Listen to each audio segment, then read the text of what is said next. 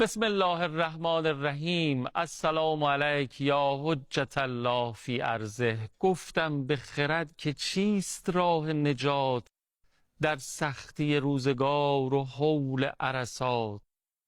در وادی عقل و عشق گشتی زد و گفت، بر طلعت حق نمای مهدی صلوات. اللهم صل علی محمد و آل محمد و عجل فرجه. السلام علیک یا نور الله الذی یهتدی به المهتدون و یفرج به عن المؤمنین. سلام مردم، سلام منتظران ظهور حضرت مهدی موعود، ارواحنا له الفدا. که حالتون خوب باشه، سلامت و تندرست باشین. خدا کنه من و شما توی کلاس انتظار یک جمعه که چه عرض کنم، حتی یک روزم غیبت نداشته باشیم. توی این کلاس فرشته های خدا هر روز جلوی اسممون تیک حاضری بزنن، من و شما جزو زمین سازان ظهور حضرت منتقم، حضرت منجی عالم باشیم.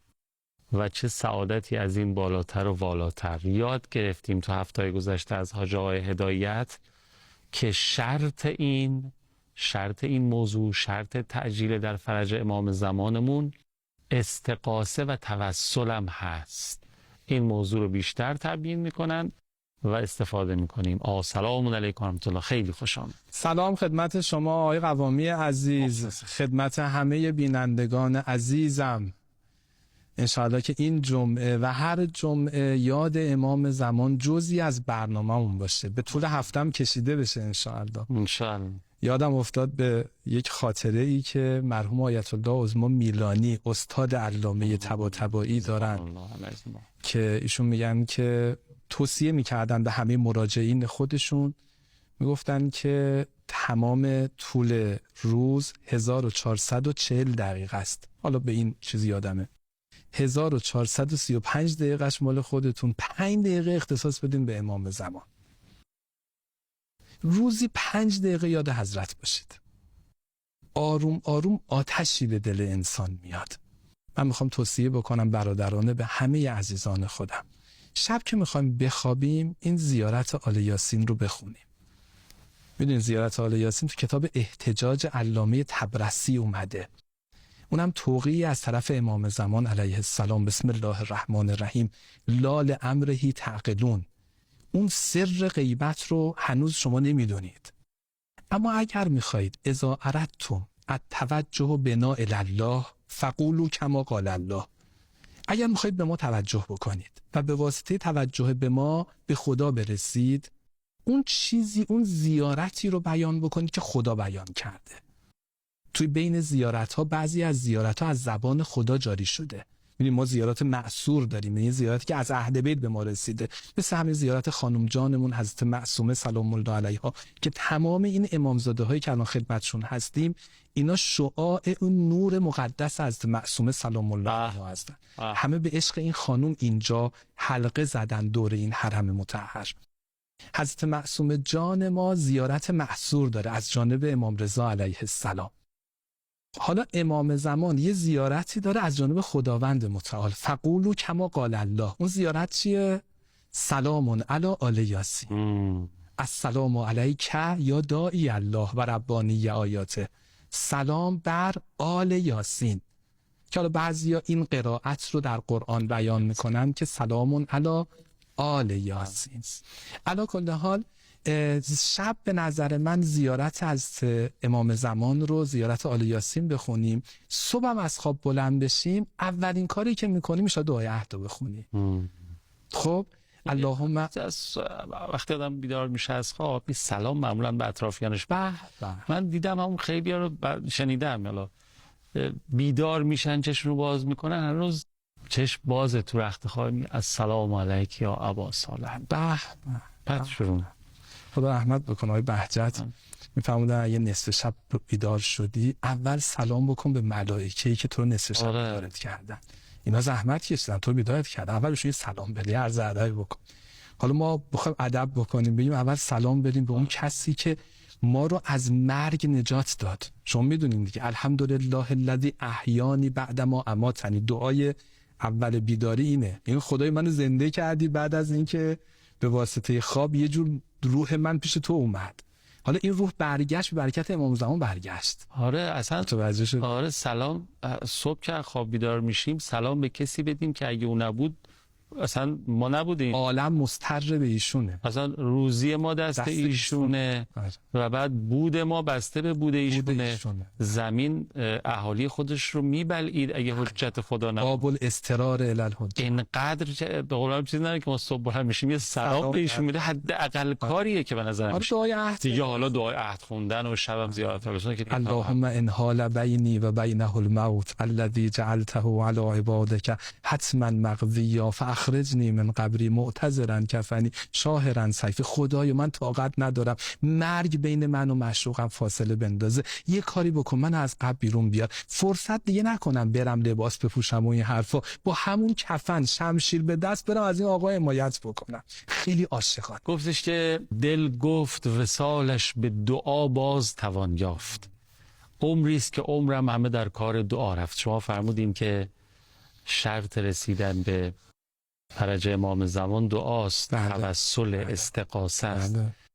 اول اون روایتی که الان محور بحثمون هست، آره از کمال الدین و تام، کتاب کمال الدین، روایت از امام باقر علیه السلام ابو حمزه سومالی نقل میکنه. حضرت فرمودن که وقتی به ایامی خوردین که ما اهل بیت رو نمیدیدین، ان اصبحتم، از خواب بلند شدی. ببین چقدر اضطرار توشه. یعنی آقا شما در حالت عادی از خواب بلند بشی باید ما رو ببینی دیگه. الان نمیبینی، بزرگترین درده، بزرگترین مشکله. نباشیم وقتی کور شده باشیم به کوری عادت کرده باشیم، این خیلی سخته. یا من یه چشم نمیخوام که، نه آقا ما امام میخوایم، باید امامو ببینیم، باید باش رابطه برقرار بکنیم، باید مستقیم ما دستور بده. الان دوران اضطراره، دورانی که ما با واسطه با حضرت در ارتباطیم، اونم نواب عام حضرت، مراجع محترم، ولی فقیه رهبرمون، اینا در واقع استنباط میکنن کلام امام رو، ولی ما دردمون اینه چرا خود حضرت رو نمیبینیم. حالا اگر شما صبح از خواب بلند شدید ما رو ندیدید، 2-3 تا کار انجام بدین خیلی ساده. حضرت فرمودن اولا استغاثه داشته باشین، توسل داشته باشین، دعا بکنید. مهمترین حرکت برای ظهور دعا کردنه. فاکثر دعا به تعجیل الفرج فان فی ذلک فرجکم. همین فرج شما رو محقق میکنه، همین راه رو برای شما باز میکنه. بعد حضرت فرمودن بنظر سنت التی کنتم علیها، به اون راه قطعی عمل بکنید، به اون دستورات قطعی عمل بکنید. جبهه حق رو بشناسین، اون یاران جبهه حق رو بهشون محبت داشته باشین. عبارت رو دارم فارسی رو میگم. دشمنان ما اهل بیت رو بشناسین، دشمنان ما اهل بیت رو دشمنی بکنید. فما اسرع ما یاتیکم الفرج، فرج زود محقق میشه. جبهه حق و باطل رو بشناسیم، حب و بغضمون، محبتمون، دشمنی هامون رو درست انجام بدیم و بعدش هم چی؟ دعا و استغاثه. درست شد؟ حالا تو مرحله دعا و استغاثه بودیم که آقا ببین باید یه جوری باشه زندگیمون این حالت بشه. آن زلیخا از سپندان تا به عود نام جمله چیز یوسف کرده بود. ببین تو هر چیزی می‌بینی آخه امام زمان.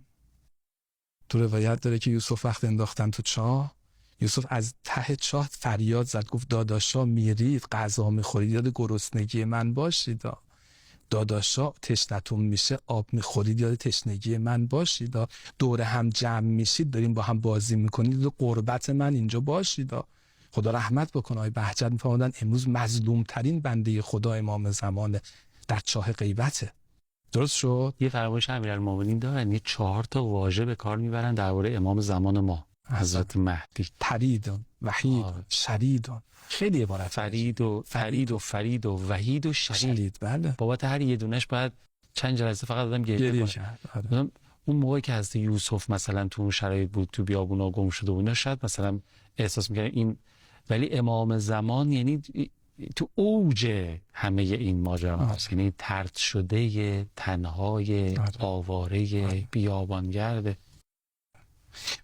و یه جمله هم همینجا بگم چون دیگه بحث چاهو مطرح کردیم و حضرت یوسفو، یه جمله بگم. حضرت یعقوب وقتی اومدن پیشش برادرها گفتن که و جاءوا به دم کذب، یه خون دروغین آوردن. حضرت یعقوب متوجه شد، گفتش که شما اشتباه دارید میکنید. بل سولت لکم انفسکم امر فصبر جمیل. گفت فصبر جمیل. خب فصبر جمیل لازمه. اما غیر صبر جمیل یه حرکتی هم میخواست. اون حرکت چی بود؟ جناب آقای یعقوب شما که میدونید یوسف رو نهایتاً چند کیلومتر اونورتر همین اطراف کنعان بردن. خب پاشیم بریم دنبالش بگردیم. از صبح تا شب 40 سال یعقوب گریه کرد، حتی بیضت عیناه. خب پس در کنار ندبه صبح جمعه طول هفته باید دنبال حضرت باشیم. الان حضرت از ما چی میخواد؟ چه تکلیفی از ما داره؟ اون تکلیف رو مواظبت بکنیم، وظیفه‌مون رو درست انجام بدیم. همین خواستم بگم، یعنی فقط تو مرحله استغاثه و توسل و دعا نباید نشست، باید ایستاد، یعنی اون محتوا عمل کرد در زندگی. دقیقاً. و یادمون باشه که یوسف کنار ماست. یوسف همونی که گفتم اطراف ماست. خدا رحمت بکنه سعدی رو. ذیل این آیه قرآن و نحن اقرب الیه من حبل الورید میگه دوست نزدیکتر از من به من است. این مشکل که من از وی دورم، وینت مشکل که من از وی دورم. چه کنم با که توان گفت که او در کنار من و من محجورم. آره. خب من یه فاصله میخوام بگیرم با اجازه شما. این حالا امروزی شده شاید این دو بیت باشه. گفتش که عمری است که از حضور او جا ماندیم، در قربت سرد خیش تنها ماندیم، او منتظر است تا که ما برگردیم، ماییم که در غیبت کبرا ماندیم. الهی که از غیبت خارج بشیم که گیر ظهور امام زمان نیست. اعوذ بالله. گیر ظهور امام زمان ماهای خدامونی، دنیامونه، زندگیامونه، چسبیدن به مال و زندگی ها و این هاست و انشاءالله هر گره هست باز بشه که به دست خودمونم باز باید بشه، به برکت دعا و توسل و عمل و حرکت و اینها. اللهم صل علی محمد و آل محمد و عجل فرجهم. بفرم. فرمودن افضل اعمال روز جمعه صلوات بر محمد و آل محمد است. اللهم صل علی محمد و آل محمد و عجل فرجهم. منم مثل شما سراپاگوشم تا استفاده بکنم از ادامه فرمایش تاج هدایت. گفتیم باید مضطر بشیم، اون نقطه اضطرارمون رو به دست بیاریم. اوقفنی علی مراکز اضطراری در دعای عرفه امام حسین علیه السلام میفرماید خدایا اون نقطه دردمو بهم نشون بده، نباشه نقطه درد مریض باشم نفهمم. آقای قوامی دیدیم، من ببخشید مثالو میزنم و خدای نکرده آدم دچار مواد مخدر که میشه، مواد مخدر کارش اینه نیازهای انسان رو جابجا میکنه. ببین تو مثلا نیاز داری به سری مواد غذایی، پول تو برای مواد غذایی خرج بکنی، بعد اون مواد غذایی که نیازهای اصلی بدنت رو فراموش میکنی، میای یه گردی یه چیزی رو میخوری که بدنت ضرر میزنه. نیاز کاذب. درست. آفرین. بعد نیازهای اصلی تو فراموش میکنی. نیاز به خواب، دیگه فرد استراحت میکنه خوابش نمیبره. نیاز به همسر، به همسرش حاضر بدی بکنه برای اینکه بتونه اون به موادش برسه. بچه‌شو خدای نکرده کتک میزنه برای اینکه به موادش برسه. ببین نیازها رو جابجا میکنه. همه زندگیش میشه رسیدن به یه گردی که به شدت برای بدن مضره. چرا؟ چون الان مراکز نیازشو گم کرده. تو نیازت به همسر، به فرزند، به زندگی سالم، به آرامش، همه چیو خراب کردی. آره. ببین نباشه یه مرتبه خدای نکرده نوع زندگی ما یه جوری بشه که نیازهای اصلیمون رو گم بکنیم. نیاز اصلی ما نیاز به امامه. نیاز اصلی ما اون دولت کریمه امام زمانه. نیاز اصلی ما اینه که بچه‌هامون بتونن امام زمان رو یاری بکنن. خانواده‌های سالمه، خانواده‌ای که توش بچه سالم تربیت بشه برای امام زمان. اینا نیاز اصلی ماست. نیاز اصلی ما ویلای تو فلان جا و ماشین شاسی فلان و اینا نیست. اینا باشه خوبه، کمک میکنه برای اونجا، ولی نیاز اصلی ما نیست. نباشه یه ازدواج، یه خانواده به خاطر این چیزا خراب بشه. از این بگذرم، میخواستم این نکته رو بگم. چه چیزی ما رو به اون نیازهای اصلیمون واقف میکنه؟ این دعا هاست. در مجموعه بسته درخواستایی که اهل بیت به خدا عرضه میدارن، اون چیزای درستی که ما باید بخواهیم اینا رو به ما یاد میدن. ببین بعد از امام حسین علیه السلام امام سجاد اومد نیازهای اصلی مردم رو نشون داد. اینکه امام حسین علیه السلام فرمودن ملئت بطونکم من الحرام، شما صدای منو نمیشنوید. بابا نیاز اصلی شما این بود صدای منو بشنوید. نیاز اصلی شما این بود که من براتون حکومت بکنم. شهری که توش حسین حاکمه توش زندگی بکنید. اما شما نیاز اصلیتون رو بردین تو کجا؟ تو چیزای بیخود. تو وعده غلط عبیدالله، تو اون یه چند درهم و دیناری که عبیدالله به شما وعده داد، اونجا نیازتون رفت، امامتون رو فراموش کردید. و جالبه که دشمنم کلن در تلاش و تکاپویی که برای ما نیاز سازی کنه. دقیقاً میخوام همینو بگم. دقیقاً این صحیفه سجادیه، این صحیفه فاطمیه که من اینقدر تو جلسات اینا دست میگیرم، برای اینکه عزیزان من نیازهای واقعیشون رو پیدا بکنن، آروم آروم حول و محور برآورده شدن اون نیازها تلاش بکنن، غیر از دعا کردن تلاش هم بکنن. رهبر عزیزمون فرمودن تو این شرایط فعلی دعای 14 صحیفه سجادیه رو بخونید. ببین نوع درخواستا رو ببین.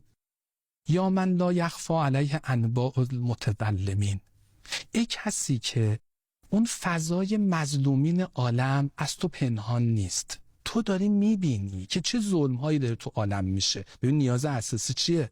اینه که من درک بکنم الان اطرافم چه خبره، چه ظلمایی داره میشه، بعد توی اون ظلم‌ها برم با خدا صحبت بکنم. خدایا من یقین دارم، یا من قربت نصرته من المظلومین، نصرت تو با مظلومینه، و بعد عونه عن الظالمین، تو هیچ وقت به ظالمین کمک نمی‌کنی، منم از تو یاد میگیرم، منم هیچ وقت ظالمو تایید نمی‌کنم. ببین آروم داره نیازها درست میشه. جبهه حق رو بشناسیم، باطل رو بشناسیم، ظالم بشناسیم، مظلوم بشناسیم، به مظلوم کمک بکنیم. بالا رهبرمون هر جای عالم هستی یه کمک بکن به مظلومین غزه و لبنان و جبهه مقاومتی که الان داریم. خب منم شما بگم شعار اصلی اسلام میدونید چیه؟ اینا چیه؟ اون نیازهای اصلی ماست. لا تظلمون ولا تظلمون. نه ظلم میکنند نه ظلم میپذیرند.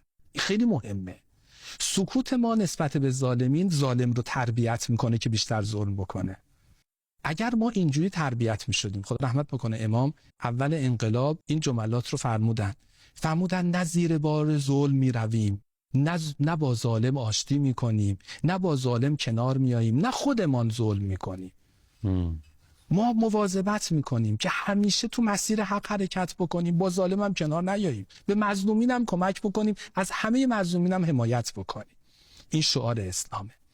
و این نکته دیگه هم اینه که اسلام اینجوریه که میگه با دستت، با زبانت، با تاییدت، با قلبت همیشه مظلوم و حمایت بکن، در برابر ظالم بایست. کونا للظالم خصما و للمظلوم اونا. آخرین جملات امیرالمؤمنین در وصیتشون به امام حسن و امام حسین وقتی که به ابن ملجم بهشون ضربه زد این جملات رو فرمودن پسرم مواظب باش از ظالم حمایت نکنین، همیشه حامی مظلوم باش. و سومین نکته، برای این که بتونیم در برابر ظالم بایستیم اولین قدمش دعاست، استغاثه است. ببین دارم این سیر بحث رو دارم میگم چرا ما میگیم دعا بکنیم، چرا میگیم دعای 14. آقا الان بخوایم در برابر این متجاوزین بایستیم باید اول استغاثه بکنیم. استغاثه دعای 14. استغاثه اون دعایی که جلسه گذشته از صحیفه فاطمیه گفتم. عبارت بعدیش اینه و قد علمت یا الهی ما نالنی من فلان ابن فلان. اینجا حضرت جا خالی گذاشتن، نقطه چین گذاشتن که تو اسم ظالم امروز تو بذاری. امروز رژیم صهیونیستی، امروز این آمریکای جنایتکار، اینا ظالمین واقعی عالم هستن. بعد میگه اللهم، ببین خیلی جالبه این دعای 14 7 تا صلوات داره، 20 تا درخواست. ادب دعا اینه امام سجاد میخواد با خدا صحبت بکنه، پیامبر اکرم و اهل بیت رو واسطه میذاره. خدای به حق پیغمبر جواب منو بده، به حق امیرالمؤمنین فاطمه زهرا اللهم صل علی محمد و آل محمد. فرمول نزدیک کردن دعا به اجابت صلوات دقیقاً همینجوره. و خدا به اصطلاح داره که من هیچ وقت اون دعایی که مستجاب اول و آخرش وسطش رو بدون استجابت نمیذارم. صلوات اول و آخر. و خود ظالمی و عدوی ان ظلمی به قوتک، خدا انتقام منو بگیر.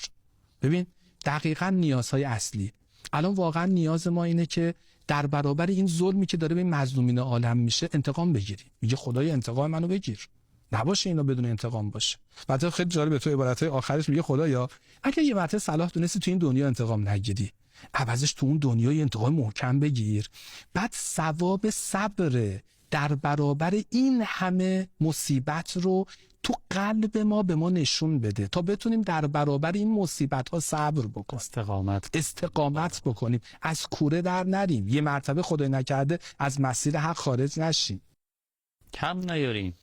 آره کم نیاریم. بعد این چقدر مناجاتش قشنگه.